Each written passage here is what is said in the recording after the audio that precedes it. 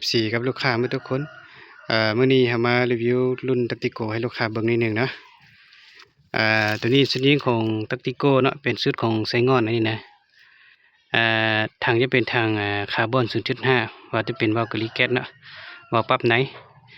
เราจะเป็นเราที่แค่12เกี่ยวได้ยาว50ซนเนาะตัวนี้กล้องจะเป็นกล้อง BSA นี่นะตัวนี้งามหลายนี่นะลูกค้าอยากได้ไปใช้ช่วงนี้ก็ติดต่อมาหาเนาะเดี๋ยวนี้พักได้แล้วก็ดึงเข้าดึงออกได้เนาะTacticoนี่มันจะซากมันจะมีบอลซาก2เบื้องเลยเนาะเวลาเรายิงลูกค้าที่มือใหม่นี่เขาแนะนำเอาTacticoเอาเนาะเพราะว่ามันใส่สบายเนาะเราอยากซากเบื้องนี้ก็ได้นะอยากซากเบื้องนี้ก็ได้นะมันจะมี2เบื้องเดี๋ยวนี้เก็บเสียงเนี่ยเปลี่ยนสีดำเลยเนาะเดี๋ยวนี้เรานี่เขาให้ประกัน6 เดือนให้ได้ยิงบันทึกเขาเปลี่ยนเราใหม่เนาะเดี๋ยวนี้มาแท็กกลุ่ม40เมตรให้ลูกค้านี่นะ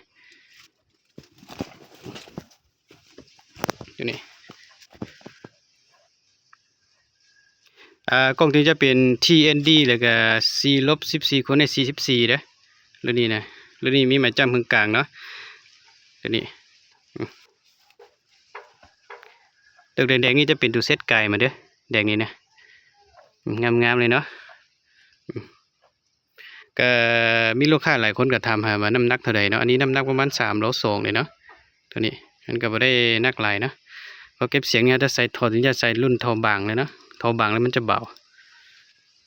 ตัวนี้